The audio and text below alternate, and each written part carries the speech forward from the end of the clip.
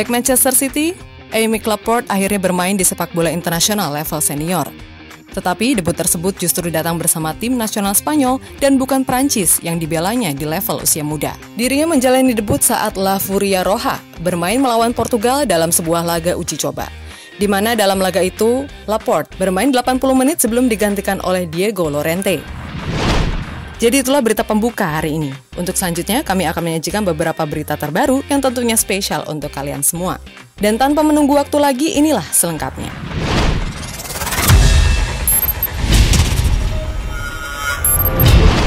Manchester City borong gelar individu musim ini. Selain menjadi juara Liga Inggris musim ini, Manchester City juga berhasil memborong berbagai gelar individu, di mana manajer mereka Pep Guardiola menjadi Manager of the Season. Selain Guardiola, ada Ruben Dias dan Phil Foden, yang masing-masing meraih gelar pemain terbaik dan pemain muda terbaik Premier League. Dan yang terbaru, gelandang mereka, Kevin De Bruyne, juga dinobatkan sebagai pemain terbaik versi Asosiasi Pesepak Bola Profesional Inggris atau PFA untuk 2 musim beruntun. Manuel Neuer akan menerima DFB Medal of Honor. Kiper Bayern Munchen, Manuel Neuer akan menerima DFB Medal of Honor pada laga melawan Latvia.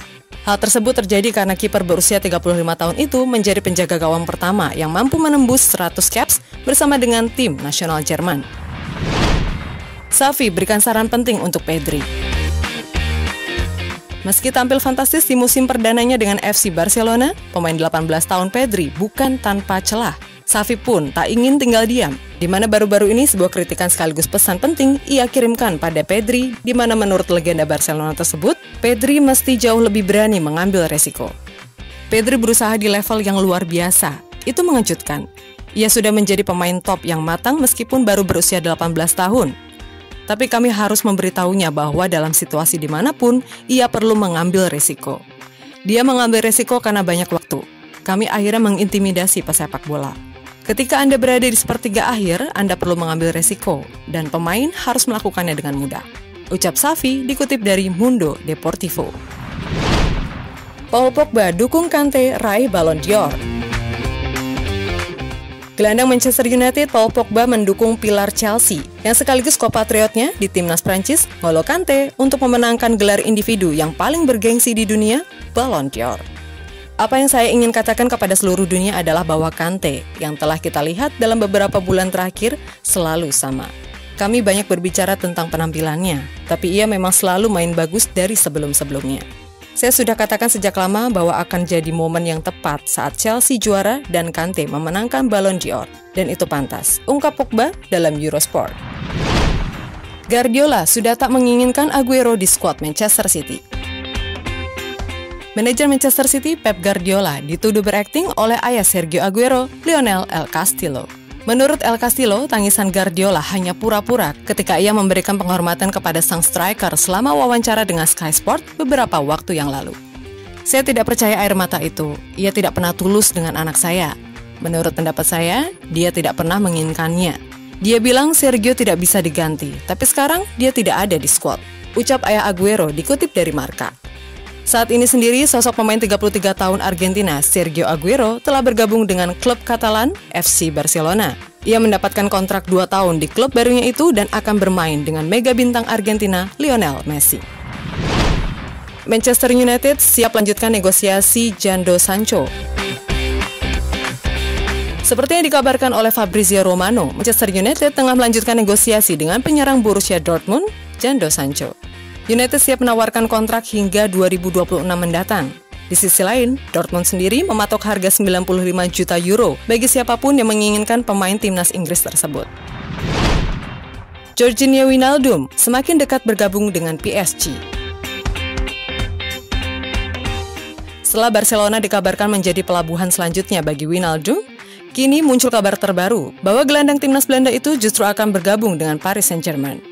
Besar gaji menjadi salah satu alasan Wijnaldum memutuskan bergabung dengan PSG, di mana ia akan mendapatkan 2 kali lipat gaji yang sebelumnya telah ditawarkan oleh manajer Barcelona. Borussia Dortmund pasang harga mahal untuk Haaland.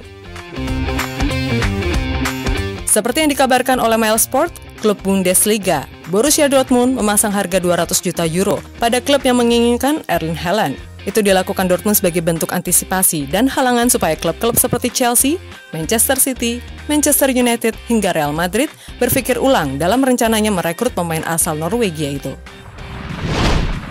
Agnelli ungkap alasan pecat Andrea Pirlo.